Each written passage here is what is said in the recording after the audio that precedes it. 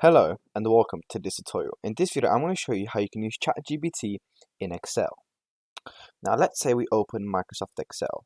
Now, me personally not being very experienced in Excel, this is going to be a brief explanation. Let's say you have 10 different countries. United States, France,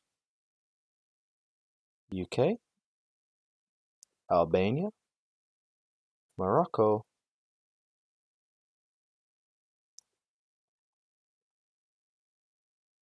Jamaica,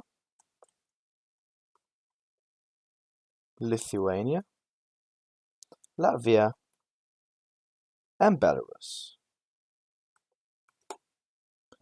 Now, these are all 10 countries. Now, of course, let's put equals on each one.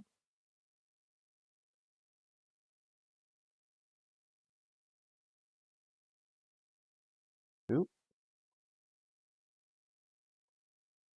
And let's put a certain amount of money. Let's put